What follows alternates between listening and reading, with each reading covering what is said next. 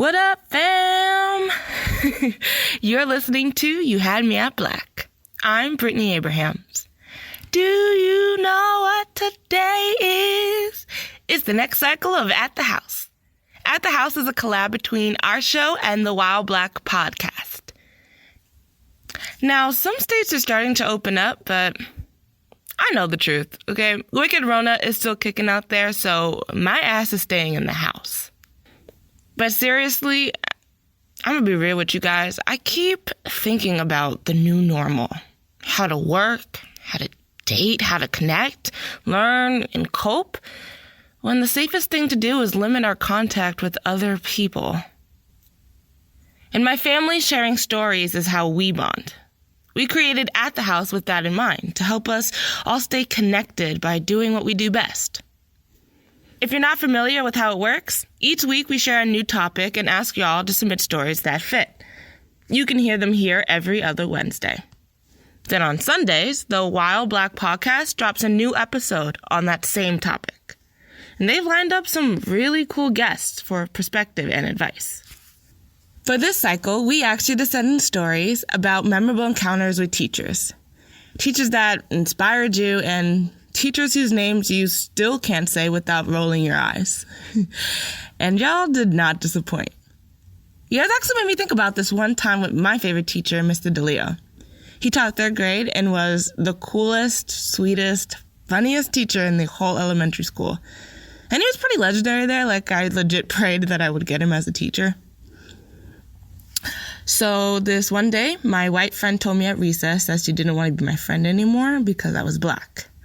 I was obviously hurt and confused by it, and it showed all over my face that Mr. DeLeo noticed. He pulled me aside and was like, "What's wrong?" And I told him when Becky told me. Mr. DeLeo's face started to get this deep frown, and he's like, "Come here." And he made me stand in front of the class. Now, my mom always dressed me in the latest Limited 2 outfits, and Mr. DeLeo would always be like, "Ooh, that's a cool outfit." So on this day, I had these pants from Limited 2 on with all these colorful, stylish patches, and they really did look really cool. And Mr. DeLeo's like, "Class, look how cool Britt's pants are." And the class was like, "Ooh, those are cool." And so I'm just over here thinking that Mr. DeLeo's just gassing me up to make me feel better. But then he turns to me and he's like, "Hey, tell the class what just happened at recess." I was like, "Huh?" But I told them. And then afterwards, Mr. DeLeo spent the rest of the afternoon teaching us about discrimination and racism. Like, he threw away his lesson plan that afternoon and taught this instead. I felt so special. I thought he was so dope. Like, I just sat there watching him thinking, wow, he did all this for me. Mr. DeLeo did stuff like that for all his students. He always made us feel like he cared. He was one of the best teachers I ever had. Now, before we get to the other stories, this episode is sponsored by Identity. Have you ever moved and had to update your address in 5011 places, let alone remember all of them? Identity organizes your account in one place, making accessing and updating your info easy peasy. Our listeners can get started for free at identity.com/YHMAB. Okay, story time.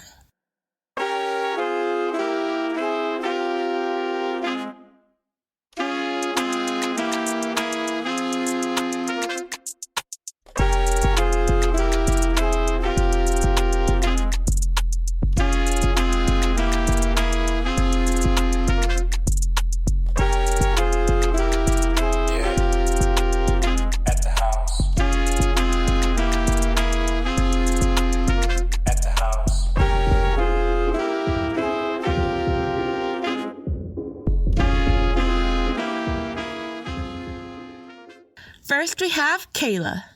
As a teacher herself, she turned an uncomfortable moment in the classroom into a teachable moment. About 4 years ago, I started substitute teaching. One of my first assignments was at this super tough charter school in Compton. The school was all kinds of disorganized. There was a low retention rate with the teachers, and the classes were overcrowded, and the students were They were tough. When I started subbing there, I was teaching middle school, 6th to 8th grade. So they were about 10 to 13. And I was the substitute English teacher. I was the students' 11th substitute teacher. From the beginning, they didn't really expect me to stay very long. But as I sometimes resent, I do have a way with kids. So I tend to use this to my advantage when I'm teaching. There are two big things I note when I'm teaching, and I think are the most important things to note, especially when you're dealing with rougher students and you're trying to be able to run a classroom, especially a very large one that you have no assistance with. I typically establish boundaries early on. I show that I am very serious about those boundaries, even though I know that they're not going to listen to me.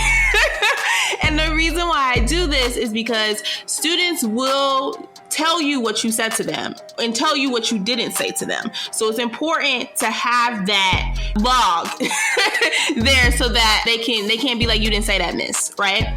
The second thing, and I think the most important thing, is that I observe, and I observe a lot. And the reason why I do this is because you want to learn who is the leader, who is the follower, who is the more difficult student, et cetera, et cetera. So you can know who you should give your attention to when you're trying to gather your class. And this is a process, and it could take weeks or it could take months for you to kind of get into a groove of that. While I was observing, I noticed that there was this student. I worked with mostly Black and Latinx students, and there was this young Latina who was about 12 years old. She would often be with the boys, and they would be laughing and talking really loudly when they're supposed to be doing their work. And they were often talking about sex with her, usually, and who was going to get to do it next, et cetera, et cetera. She would talk about the way she does it, laugh and giggle when, basically trying to show that she was the baddest, right? And, it would make students uncomfortable, but they would either be uncomfortably laughing or kind of turning up their nose at her. So I would shut that down until it's not appropriate for class, et cetera, et cetera. But one day in particular, they were talking about how they ran a train on her, and they were very loud about it. And I felt deeply uncomfortable about it. And it was something in her eyes. I could tell that she wasn't super comfortable about them talking about it either.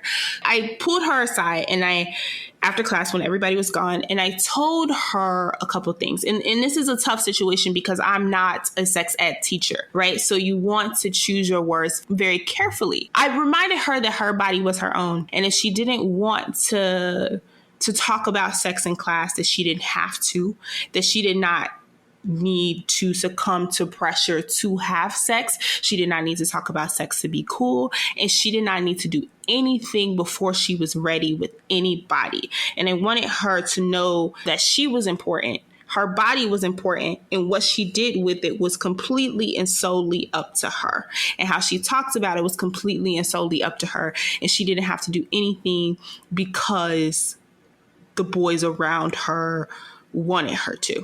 And again, she was somebody who wanted you to know that she was the baddest and she was all that. And she was definitely someone who the outside world would have aged, right? Because she had curves at the time, and she dressed a little bit older. So I know that there were already people trying to basically tell her that her body was not her own, and were trying to take possession of that in whatever way they wanted to. And I could tell that there was a guard there. And I remember during this conversation, I saw the moment when the guard came down, and the innocence of the 12-year-old had come up. And I remember her just looking at me and saying, "Thank you, miss." I could tell in that moment that no one had ever had that conversation with her. And I knew how important it was to have that conversation with young girls, especially young girls of color. The world is not kind to. So after after that, she would never talk about sex in class. She actually got work done. She was still rowdy and she would still like be disruptive, but it was never about sex ever again. And about 6 months later, I saw her at another school because she had moved to a different side of the city. She was catching me up on other students first. And then she was telling me how well she was doing, and she was very focused and very well behaved. And she was really excited to talk to me and wanted to talk to me longer than we actually could talk. And I just remember being like, this is a person who probably never had a teacher to feel safe around, never had a person to feel safe around. And here she was with that. And I wish that I had been able to teach her longer. One of the times I felt most privileged to be a teacher and to have taught. And I don't teach in classrooms anymore, and I don't know what became of that student. I really pray and hope and think and believe that it was something beautiful.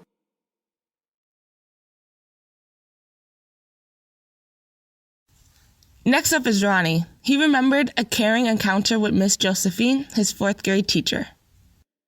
When I was younger, I played Little League football with my friends that lived in the apartment complex. One of my really good friends' name was Carlos. We always played football out at recess and in the hallways and sometimes even in class, trying to juke each other and just, roughhouse. One day we were doing that and Miss Josephine told us that we needed to stop horse playing or we were going to get in trouble. So we ended up to proceed and do that anyway. And I ended up knocking one of the chairs over and she goes, "That's enough. Ronnie, I'm calling your mom. We're going to have a meeting about you because you're not following directions." I was like, no, you don't got to call my mom. It's cool. I won't do it anymore. I'm done. She goes, "No, I've asked you multiple times. And since you can't follow directions, you're going to have to suffer the consequences." So I'm over here thinking that, I don't think she's going to call my mom. My mom might not even answer. She at work. An hour passed by. We're doing assignments and knock, knock. And I look. I'm like, oh, man, who is that? Miss Josephine goes to open the door and it's my mom. And I'm like, dang, my mom's here. She goes, "All right, come on, let's go outside. We're about to have a meeting." And so I was thinking this was going to take place like after school. And they was not playing. It was like right then and there when she showed up, like during the school hours. And I was like, oh man. Miss Josephine proceeded to tell my mom that I was horse playing with my friends and I just wasn't being safe. And so then my mom busted out with, "Boy, you got me up here at this school missing work because you can't follow directions." Okay. And that's all she said. And then she just looked at me. And it was just kind of that look that says, all right, when we get home, I'm about to whoop your ass. So then I got a little upset because I knew my friends inside of the classroom heard everything. So I felt embarrassed. So I stormed out and went outside to cool off. And then I went back inside and my mom was like, "Okay, you get in the classroom and I will see you later." So later on that day, I walked home. And as I was walking home, I noticed that my teacher was following me, like down the street. And I lived right down the street from the school. And, in the fourth grade, you don't think too much about it. At least I didn't. I was just like, okay, this is awkward, but I'm going to continue to go home. So I get home, walk upstairs, eat me some cereal, watch cartoons. And I thought to myself, is she still outside? So I went back outside and she was still there. And then she asked me, was my mom home? So I was like, no, she's not. So then my teacher had left. And I didn't understand why she followed me home. I don't know if her and my mom scheduled like an appointment or something. I'm really not sure. But throughout the rest of the week, I just went to class and didn't ask any questions and acted like nothing happened. I had a football game that Saturday, and at the end of the game, I just remember my mom walking out of the stands with my teacher, Miss Josephine. And she was like, "Ronnie, I'm so proud of you. You had a good game. I just want you to know that you're not in trouble, and I understand you love football, and I support you in that, but I just want you to know that there's a time and place to roughhouse and play with your friends, and school isn't one." And from that day forward, she attended my games with my mom, and I just figured that was a very memorable moment because out of all of my elementary teachers, she was one of the only ones who attended the games with her husband and my mom, and it was just a very special time for me.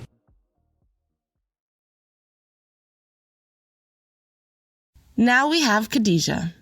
In a report by the African American Policy Forum called Black Girls Matter, Black girls are 10 times more likely to be disciplined than their white classmates for the same behavior, and that punishment is more likely to be harsher and more violent.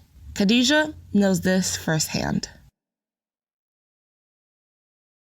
I'll be talking to you about my experience with my middle school science teacher, Ms. Ajiman. Before I get started, I want to tell you a little bit about Ms. Ajiman. He was a teacher that most of the people in my grade did not like. He was very rude and no one really respected him as a teacher. Overall, he was very hard to get along with. He was my last class of the day. I remember I had gotten my new phone, the HTC 3D phone, which allowed you to take 3D photos. All of my friends that were sitting at my table with me were very interested in how cool my phone was and wanted me to take photos of them using my 3D effect. So that's what I did. Instead of participating in class, we were all taking photos. Miss Ajiman was in the back of the class while we was taking our photos. Before I knew it, he was right in front of me, and he grabbed my phone, trying to take it out of my hands. I was in shock because I never had one of my teachers violate my personal space like that before. Before I knew it, my reflexes triggered and I punched his arm to try to have him loosen his grip of my phone. I had to hit him a few times before he let go.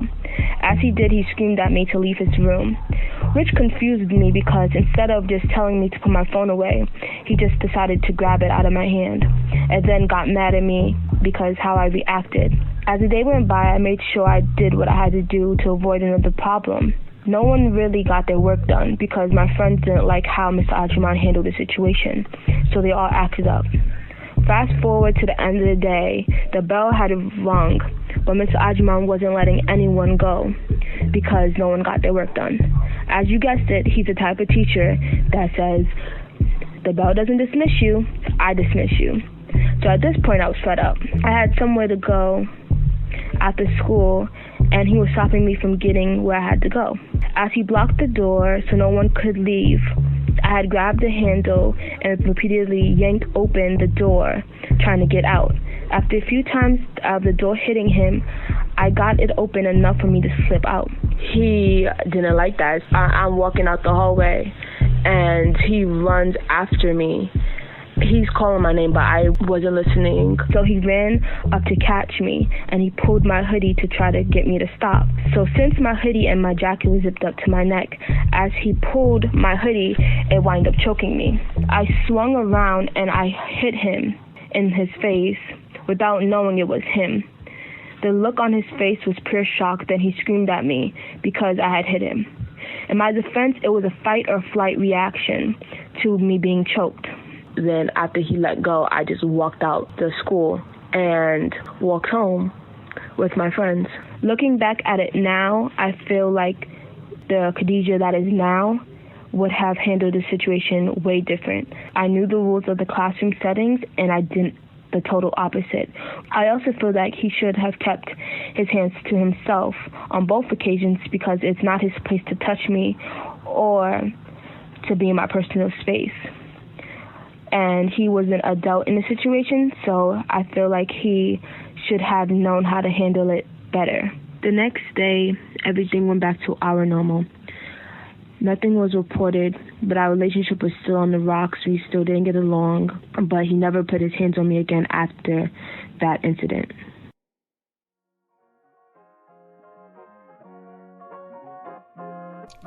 I called this story the time I dodged a major migraine. My mom isn't old, but she sure isn't tech savvy, and she for sure is not organized. So you can imagine my horror when I go to visit her, and she turns to me with a smile so wide that her dimples show. Guess what? She squeals. I'm downsizing. Holy cow. Moving from my childhood home to a townhouse, I guess that is the next step for an empty nester. I hug her tightly. As long as she doesn't ask me to help her pack, I got no worries here. She'll be fine. She got this. Or so I thought. Fast forward a week later, and I'm in her living room, surrounded by boxes, trying to decide what to do with years of stuff that really should be thrown away. She peeks around the corner and asks, how do I cancel my cable? Online, I tell her. She freezes. Oh, well, what's the website? I shrug. Hell if I know. A few minutes later, and she reappears. What's my Amazon login again? I need to change my billing address. And now I see that this move was going to be a lot harder than I thought. And then she's back in the room. Identity, she shouts, identity. I'm like, huh? But then I remember, a few months ago, I set her up on identity.com. It's this dope site that organizes all of your online accounts into one place. I'm talking everything from your cable, insurance, and bank account to Amazon, Hulu, and all online shopping sites. You can securely access or update each one whenever you need to. We log into Identity and boom, in seconds she's updating her billing and shipping details across different sites. Aww, and her wide dimple smile is back too. Who said moving has to be a nightmare? So I guess this is really a story of the time Identity helped us both dodge a major migraine. You Had Me at Black listeners can get started for free at identity.com/YHMAB. That's Identity, IDENATI.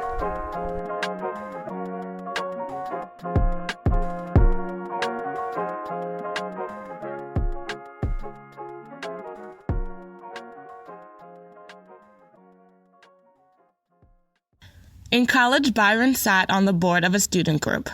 During one particular meeting, the group's advisor, Professor Dana C., left him with an inspiring message. We were sitting down one day really talking about what we wanted to do for the semester. So in the midst of our meeting, we were in that space and someone goes, let's make sure that we're not too black. And without missing a beat, all of us kind of agreed with what they were saying because being black, you've heard, don't be too black, tone it down a bit, etc. So I really wish y'all could have seen the way Professor C's face turned up right before she read us about this. Because Professor C always read you, but it was one of those empowering reads. Like after she read you, you were ready to take on the world. You had a new mindset and you were just a different you. She had to ask us, what is being too black? I've never heard anybody say, oh, let's not be too white or let's not be too Asian. It's always let's not be too black. And what is that? She really questioned us on what is being too black. In that moment, it made me realize that, there is no such thing as being too black. Why do we censor ourselves? Why do I feel the need to censor myself? Because in every space that we go in, especially if it's white dominated, black people feel the need to tone ourselves back more. But being black is a state of being. There's nothing that you can do that will make people be like, oh, they're really black or they're not black, because you're always black. It made me learn that there is no such thing as being too much of who you are. What is that? So from that moment forward, I took that into every space that I entered. If I was going to be too much of anything in any space, it was going to be too black, because too black is what I am. And I'm proud to be too black, because at the end of the day, we shouldn't feel the need to censor ourselves in spaces. Being who we are, showing up authentically as who we are, opens up the door for so many people. Think about all the things that we could change if we stepped into spaces being who we are instead of cowering and hiding because we feel like, oh, if I show them this side of me, I won't advance. Well, if you want to advance in a space being who you are, then maybe you need to really evaluate if you want to actually be in that space. That is one of the most powerful and most unforgettable moments of my life when I learned that it's never too much. Never too much black, be proud of who you are, and always step in every space authentically being who you are and opening up doors for people to be who they are as well. Our next story comes from Monique. Monique used to teach with AmeriCorps, and she supported an OG teacher from Brooklyn named Mrs. James. While Mrs. James poured a lot of love into her first grade class, she played no games.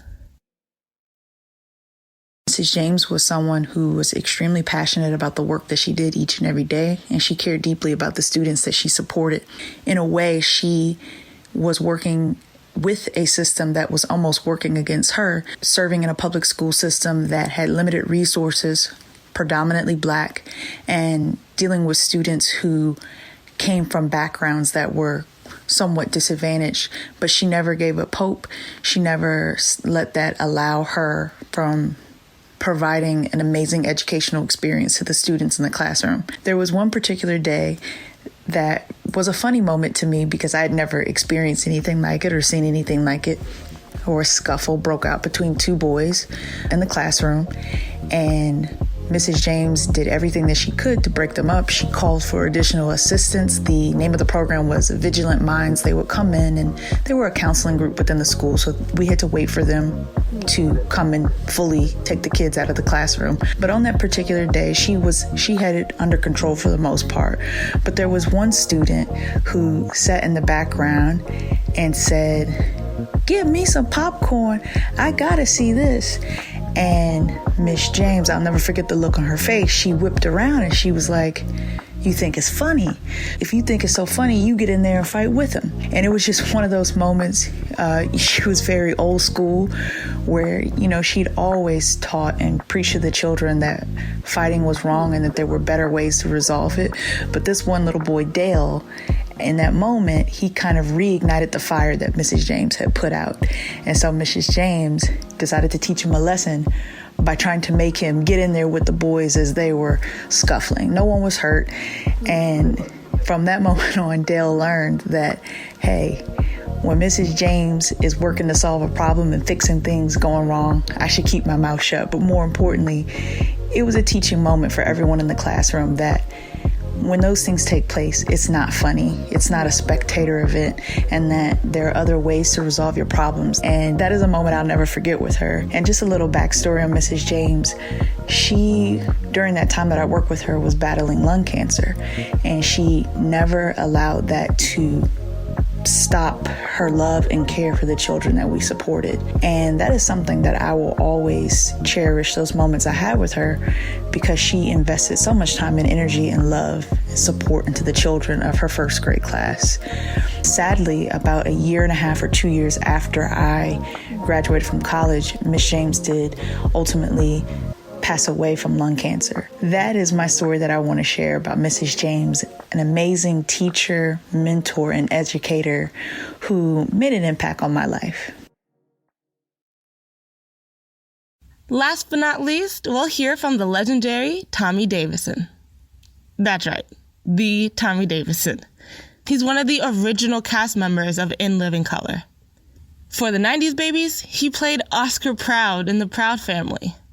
He shared with us a story about how he saved his teacher's life. In high school, I had a teacher named Miss Sandberg, who was my ceramics teacher.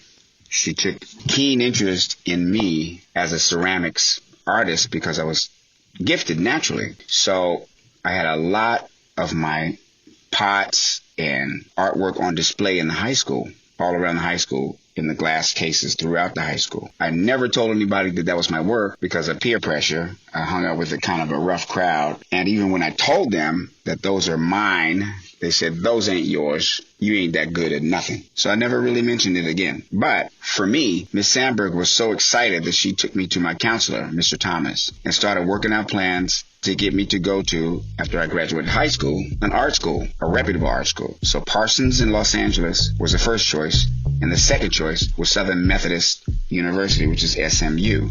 Both of them have excellent ceramics schools, and she recommended them to me so that I would have a nice, fruitful career because of the reputation of the schools. So I took her advice and did all the stuff that I had to do to keep my grades going, how many credits that I needed, and all of the things above. I had a conversation with my mother about going to Parsons and about going to SMU. And this is the first time that she gave me discouraging words. She said, as an artist, it's really, really hard to make a living.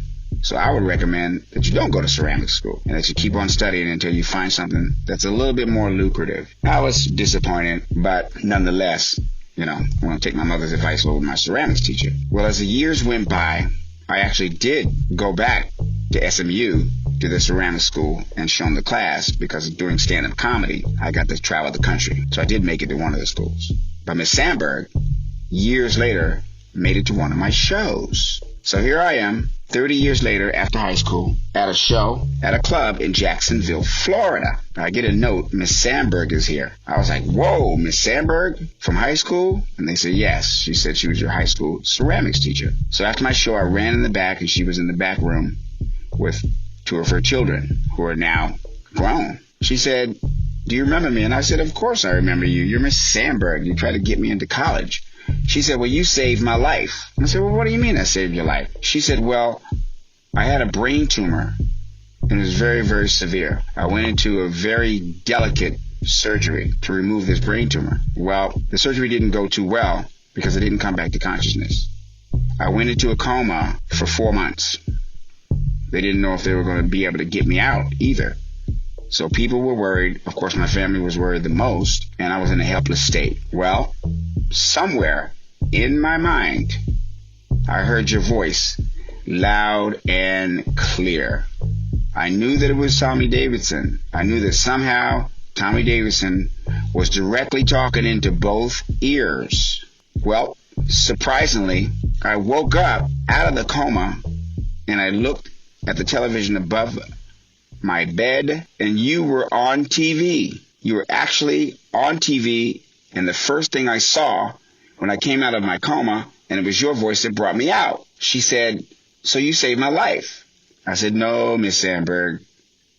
It was just the kindness and the love that you showed me and showed me that I can accomplish something, and giving me that confidence and led me to my current success, just came back to you.